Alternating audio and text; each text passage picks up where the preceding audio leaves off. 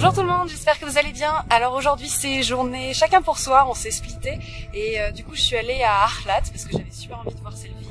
Il y avait l'air d'avoir des ruines magnifiques et du coup justement je suis sur le site alors de Arlat Selçuklu Mezarlığı. Je suis sûre que je prononce ça mais de façon horrible. Alors a priori c'est un cimetière qui date de au moins 4000 ans avant Jésus-Christ, donc c'est très très vieux. Ça date de l'époque byzantine et puis ça a été un point stratégique en fait entre les Turcs, l'Empire ottoman, plein de civilisations de l'époque et du coup c'est un lieu chargé d'histoire et du coup pour l'instant c'est assez stupéfiant cet endroit parce que c'est des tombes mais sculptées avec des passages du Coran, avec un petit résumé de la vie de la personne. Mais l'ambiance est spéciale. Il y a quelque chose entre la neige, les tombes qui sont malgré tout magnifiques et il y a des corbeaux aussi. Et sinon je suis toute seule donc c'est voilà un moment de paix et de respect je pense.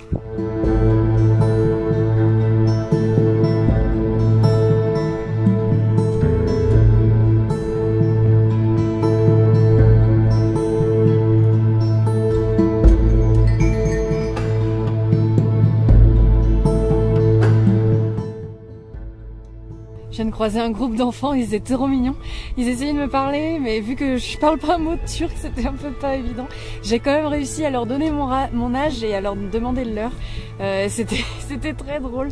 Et ils m'ont demandé de l'argent. Je sais pas si c'est, je sais pas d'où ça vient, si c'est des touristes qui ont déjà donné de l'argent à des enfants et du coup c'est devenu une habitude ou un rapport naturel, je sais pas trop. Mais du coup moi je leur ai donné du chocolat et ils étaient ravis. Donc finalement, voilà, je sais pas quelle leçon tirer.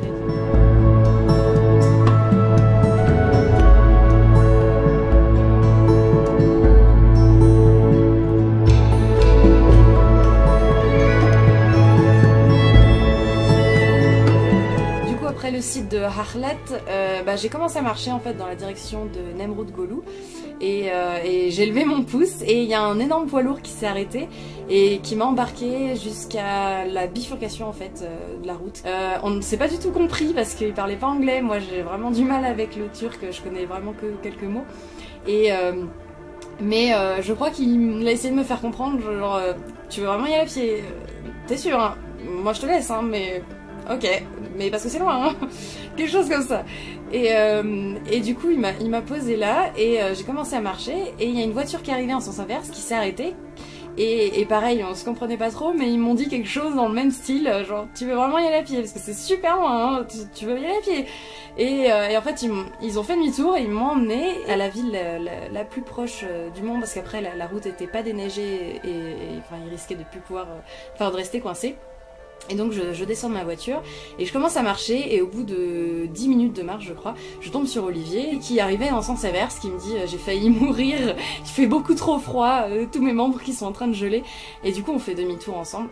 Malgré le fait d'avoir fait demi-tour, en fait déjà à l'endroit où j'étais c'était splendide, il y avait des paysages enneigés juste magnifiques et du coup on est rentré à Tatvan, on a mangé un bout et puis là je crois que je vais aller les rejoindre, ils sont en train de discuter avec une Canadienne je crois, je me souviens plus tout, suédoise. Je vous dirai demain. Je vous souhaite une bonne nuit.